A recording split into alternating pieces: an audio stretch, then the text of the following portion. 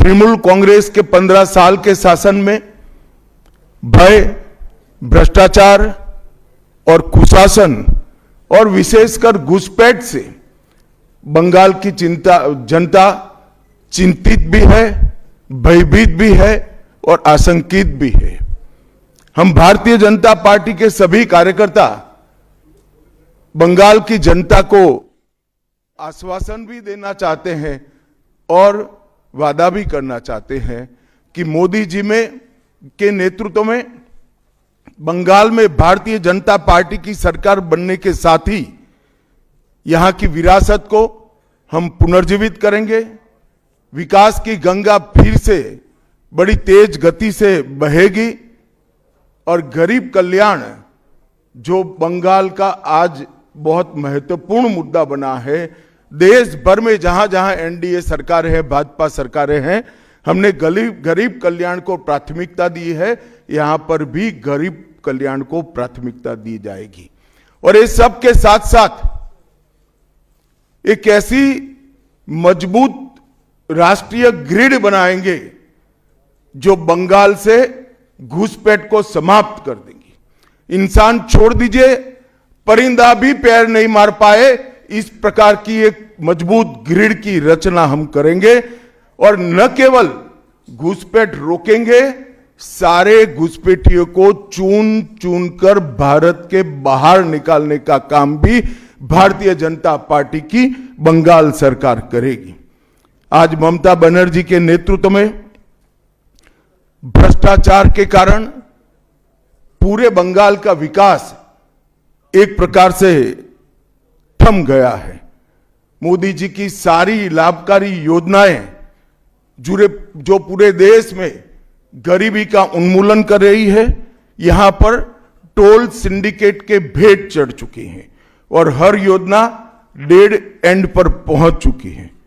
14 सालों से भय और भ्रष्टाचार ये बंगाल का पहचान बना हुआ है। बीजेपी सरकार का संकल्प 15 अप्रैल 2026 के बाद जब भाजपा सरकार बनेगी, बंग गौरव, बंग संस्कृति, उसके पुनर्जागरण की हम फिर से शुरुआत करेंगे और विवेकानंद जी, बंकिम बाबू और गुरुवर टैगोर और श्यामा प्रसाद मुखर्जी के स्वप्न का बंगाल बनाने का हम फिर से एक बार प्रयास करेंगे।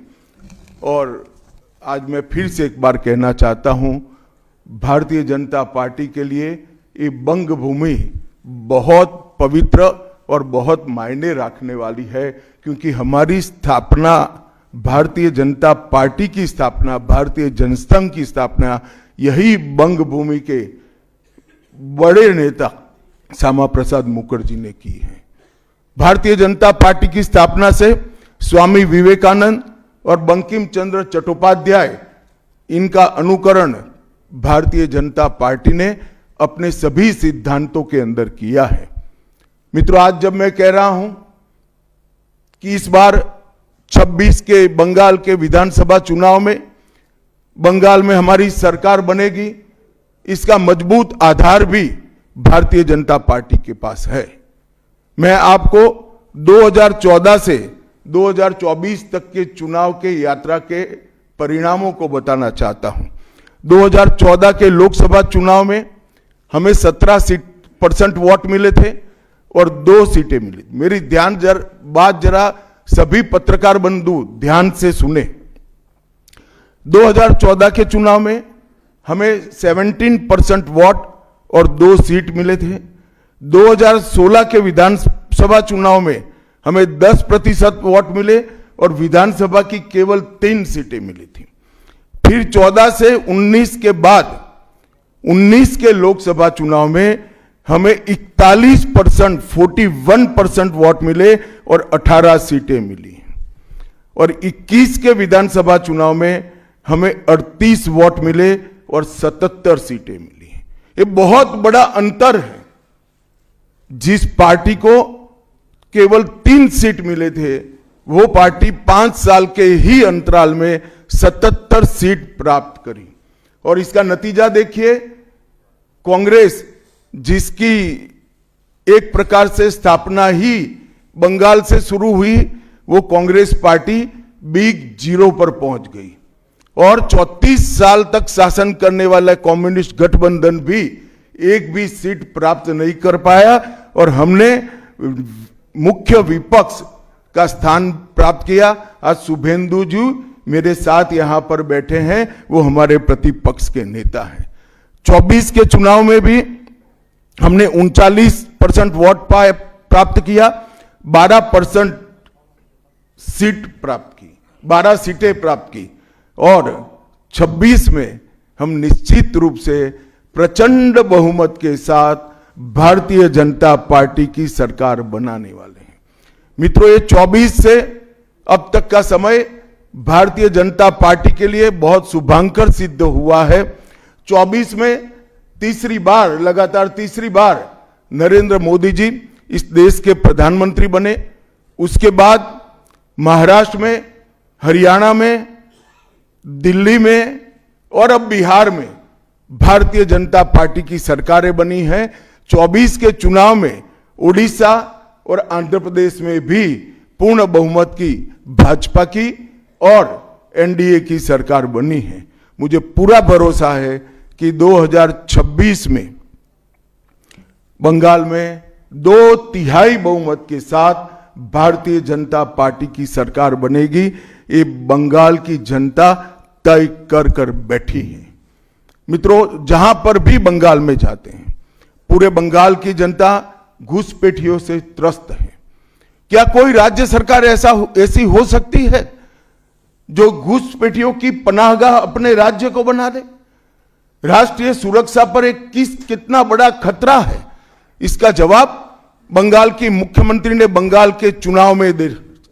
घुसपैठ रोकने के लिए उनके पास क्या योजना है? आर्टिकल 370 हटता है, वो विरोध करती है। सीएए लाकर बंगाल के शरणार्थियों को नागरिकता देने का हम कार्यक्रम करते हैं, वो विरोध करती हैं और वो ठीकरा फोड़ते हैं कि बीएसएफ है, वो रोक नहीं रही है। ममता जी, मैं आज आपको इस सार्वजनिक प्रेस वार्ता में पूछना चाहता हूं कि कौन सी सरकार है बांग्लादेश की पूरी सीमा पर जो वाड़बंदी करने के लिए, बॉर्डर पर फेंसिंग करने के लिए जमीन नहीं देती है? अगर आप जवाब न दे पाए तो मैं ही देता हूं। आपकी ही सरकार है जो जमीन नहीं देती है, जिसके कारण फेंसिंग का काम समाप्त नहीं होता है। फिर भी भौगोलिक रूप से कठिन सीमा पर से कोई घुस कर आता है तो कहां जाता है? सबसे पहले बंगाल के गांव में जाता है। आपका पटवारी क्या कर रहा है? आपका थाना क्या कर रहा है? क्यों इसको अरेस्ट नहीं किया जाता? क्यों उस पर केस दर्ज नहीं होता? क्यों इसको वापस भेजा नहीं जाता? जवाब है क्या आपके पास? क्या बंगाल की मुख्यमंत्री जवाब दे सकती है कि असम में घुसपैठ क्यों बंद हो गई? त्रिपुरा में घुसपैठ क्यों बंद हो गई? गुजरात और राजस्थान की बॉर्डर पर घुसपैठ क्यों नहीं होती है? पंजाब की बॉर्डर पर घुसपैठ क्यों नहीं होती है? कश्मीर की बॉर्डर पर घुसपैठ क्यों नहीं होती है? सिर्फ बंगाल में क्यों होती है? क्योंकि आपकी निगहबानी में घुसपैठ कराई जाती है और बंगाल को धीरे धीरे डेमोग्राफी चेंज कर आप आपकी वोट बैंक को पुख्ता करनी चाहती है। मगर ये लंबा नहीं चलेगा। बंगाल की जनता अब जान गई है और इसके खिलाफ लामबंद भी हो रही है। और मुझे मालूम है अगला चुनाव घुसपैठियों को निकालने के मुद्दे पर और घुसपैठ रोकने के मुद्दे पर लड़े जाने वाला है, क्योंकि न केवल ये बंगाल का अब मामला रहा है। मैं आज बंगाल की जनता को इस प्रेस वार्ता के माध्यम से बताने आया हूं कि बंगाल की बॉर्डर से हो रही घुसपैठ सिर्फ बंगाल का मामला नहीं रहा है, अब ये राष्ट्रीय सुरक्षा का मामला है। देश की संस्कृति को बचाना है, देश की सुरक्षा को सुनिश्चित करना है, तो बंगाल की बॉर्डर सील कर दे, ऐसी देशभक्त सरकार यहां लानी पड़ेगी जो ममता बनर्जी नहीं कर सकती, केवल और केवल भारतीय जनता पार्टी कर सकती है। घुसपैठ के अलावे भ्रष्टाचार से पूरी बंगाल की जनता त्रस्त है। रोजवेली चिटफंड घोटाला, कैश फॉर क्वेरी घोटाला, एसएससी घोटाला, नगर पालिका नगर नियम का भर्ती का घोटाला, गाय तस्करी का घोटाला, राशन पीडीएस का घोटाला, मनरेगा का घोटाला, पीएम आवास का घोटाला, इतने सारे घोटाले हैं कि मैं पूरा लिस्ट पढ़ूंगा तो मेरी प्रेस कॉन्फ्रेंस का पूरा हिस्सा ही उसमें चला जाएगा। अब क्या ममता बनर्जी इस बात का जवाब दे सकती है कि आपके मंत्रियों के ठिकाने पर से 27 करोड़ रुपया मिलता है, जिसको गिनते गिनते नोट गिनने की मशीन भी गर्म होकर बंद हो जाती है।